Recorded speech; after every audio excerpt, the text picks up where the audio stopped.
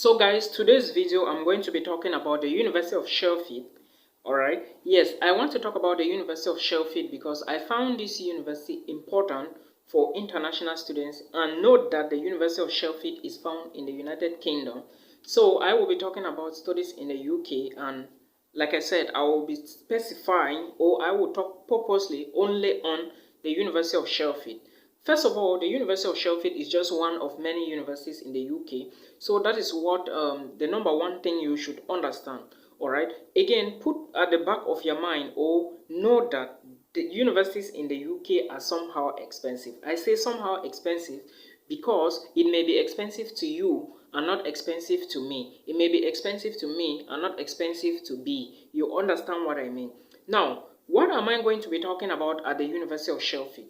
Because I always talk about schools that are open for admission so that I can help international students, those who can't navigate on these websites or those who don't know some of this information, to apply and make it easy for you guys. I will be talking about the courses that are available at the University of Sheffield. I will also talk about the fees, the accommodation, alright, the visas, and of course the scholarship, how to get a visa to this university or to the UK, and the scholarships available in this school. If you haven't watched my recent video that I just posted about scholarship in the UK, please make sure you watch that video so that you can take advantage of that. Now, moving further, about the courses that are being offered at the University of Sheffield in the UK, you have to understand that there are undergraduate programs, there are postgraduate programs, alright? The undergrads here, I mean, are programs which are not up to a year, a 2-year program, or programs which are not up to 2 years, on programs which are maximum 3 to 4 years. All right, these type of programs are undergraduate programs. All right, there are some other category of programs that are called postgraduate programs. In this case, you have master's program and you have advanced doctorates. All right, now I will talk about the undergraduate programs so that you understand. Now, there are 3 things you need to also put into consideration when you want to apply for a university in the UK or at the University of Sheffield. First, note that for you to apply for bachelor's, you must have at least 3 A-levels subjects. Alright, that is the first thing. You may apply if you have something lesser than that and you can be given the admissions. Everything is possible. Now, after that, also understand that there are entry requirements. If you see me looking down here, know that I'm looking at my jotter. Alright guys, so don't get it wrong. There are entry requirements. Now, what is the meaning of an entry requirement? For you to start a bachelor's program in this university, you must show that you have, let me say, sufficient information or sufficient education in order to take bachelor's programs in this university. That is an entry requirement. Some other programs will ask you if you have a particular subject in high school. If you were able to pass a particular subject in high school, that is also an entry requirement. Again, you need to pay attention to English language proficiency. Now, because the University of Sheffield is found in the UK, and most UK universities will always say that if you are applying, make sure that you have English, alright? Even if you don't want to prove that you have IELTS score, or the TOEFL score, or the Cambridge exam, or the Cambridge score, you should at least have English as part of your study curriculum in past studies, or English should be your first native language or spoken language. That is what I mean here. Again, you also understand that there are course entry requirements. Yes, course entry requirements in this case means that there are certain courses that you cannot offer at the University of Sheffield without passing through some particular courses in high school. All right. For example, if you want to study a program which is physics inclined, let's say you want to do advanced physics, the course entry or course requirement at the University of Sheffield should be at least an English at high school. All right, so you cannot pass philosophy and you want to go and do mathematics in high school. No, it doesn't. Or in university, and you cannot have philosophy in high school and you want to do mathematics in university. No, it doesn't work that way. That is the meaning of course entry requirement. Now, there are general requirements. General requirements means all the requirements each candidate must meet, excluding program requirement. Now, the first requirement for you as an international student to study at the University of Sheffield is that first, you must hold a high school document to show that you have graduated. Secondly, you must be able to take courses during bachelor's in another university, not just the University of Sheffield, all right? Which means that your degree or your certificate or your document should be equivalent to high school certificate. There are some people who went to school and they did just 10 years, all right? Then they graduate from high school. Others did 12 years and they graduate from high school. Those who did 12 years have an advantage to enroll at the University of Sheffield more than those who did just 10 years. I hope you get the point. Now, you already know the entry requirements. What you need to know now is the courses, all right? The courses at the University of Sheffield. In order for you to study, you need to know the courses. You need to know which one is okay for you to study. So it now boils down to your research, all right? First, I am going to list some of the courses to you, not all, because remember, all the courses at the University of Sheffield are arranged alphabetically on the website. So if you go there, you will see courses related to accounting and finance, all right, accounting and finance management, which is a bachelor's of arts at the end of the day. You will also have aerospace engineering, which is masters in engineering, all right. You also have accounting and finance in finance management economics, which is bachelor's in arts, all right. You also have applied social sciences, which is bachelor's of arts, architectural engineering, masters in engineering, architecture, bachelor's of arts, biochemistry, bachelor's of science, biochemistry again, bachelor's of social sciences, all right. There is a certain let me say masters in biological sciences that is being studied. So you have to offer two types of biochemistry. You are deciding on which to take, all right. Everyone has its own requirement. So that is what I mean in this case. You also have business management, biomedical sciences, business management and economics. There is also chemical economics. There is also chemical engineering, chemistry, which is masters of chemistry. You also have computer science, economics, finance, law, criminology, Chinese law, Spanish law, nursing, linguistics and physics, and so many others, all right. All the courses are listed alphabetically from A to Z. So you are the one to select. In case you find one, let's assume that you want to study chemistry and you have already decided to apply for chemistry. That is when you can now start checking the requirements and what you need, all right.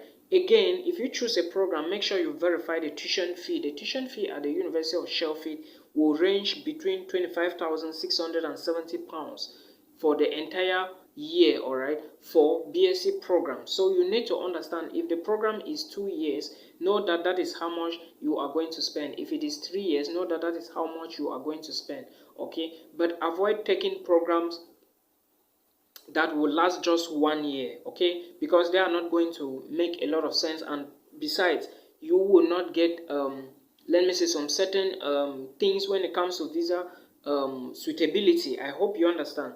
Then again, programs that will last you for masters or master's degree program will cost you at least £26,220, all right, per the master's program. This is per the master's program, not per the degree program or per semester, all right.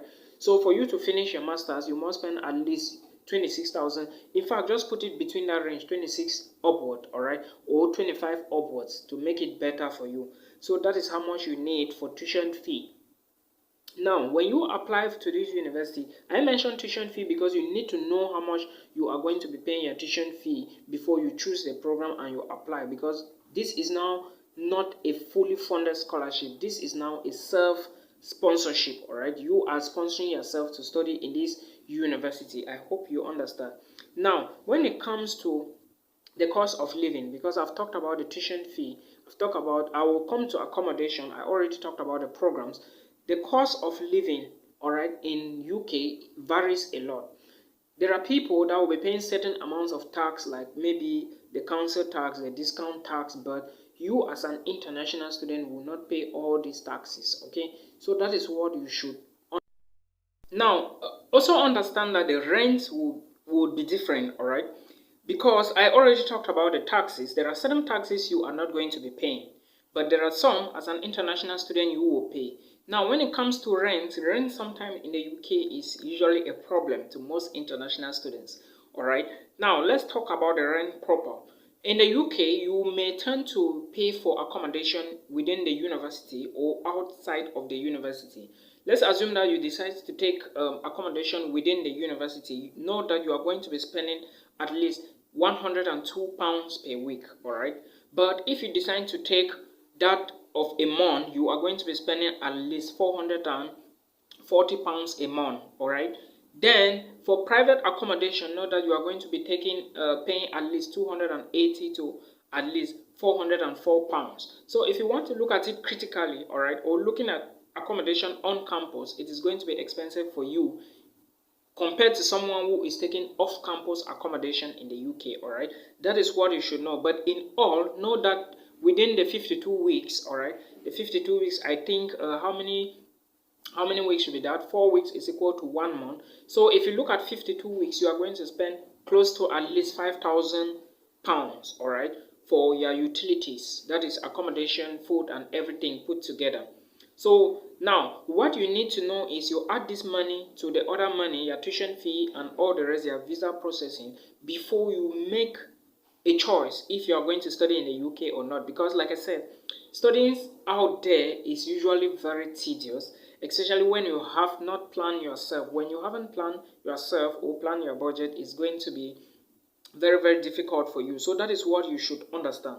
Now, let's look at this. We have already talked about all these monies, all right? When you decide now to apply for the visa to the UK, this is what you are going to do. You pay part of your fees, you put the remaining balance into your bank account, all right? Then you apply for the visa. Remember, I have a video on this YouTube channel where I talk about if you already pay part of your fees, you should gather the remaining money, all right, of your tuition fee together with your expenditure per year, 1 year, you put in your account. If you are the one self-sponsoring, make sure the account is in your name. If it's going to be in another person's account, that should be your father or your mother. No other person should bear it, all right? The video is on this YouTube channel, the proof of funds story in the UK. So I already have a video about that. I have talked about that. I explained that a lot. So if you haven't watched the video, please make sure you watch the video and know what to do alongside adding your birth certificate, all right? I already elaborated about that, or I talked about that already.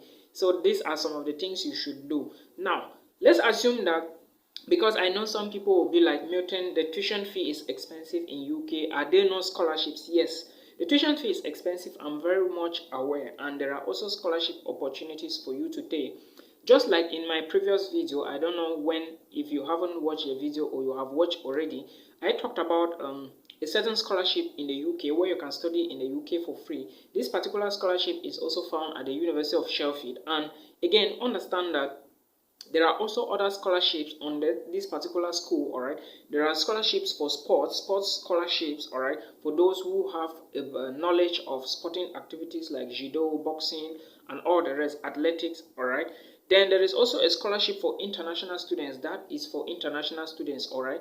There is also a global summer experience scholarship, and of course, there is also an experience Sheffield scholarship. So it now depends on you to verify when you are going to be applying for various scholarships so that your tuition fee can be broken down into pieces, all right? When I say pieces, I mean small quantity. For example, if you get a $5,000 or £5,000 scholarship at the University of Sheffield, of course, you are going to reduce your tuition fee probably maybe to like 13, 14 or 15,000 pounds for the entire program, and that is going to help you a lot and reduce your costs, all right? I hope you understand. Do not forget that you also stand a chance to get a job in the UK and of course permanent residency if you apply for it, because there are some people who would not want to get the permanent residency in a foreign country. Of course, we know that. So that is what you should understand, and that is what you should keep in mind, all right? I hope the video helps you. If it does, please do not forget, as usual, subscribe below and turn on the bell so that when I post a new one, you will be the first to watch, all right? Until we meet again in another one.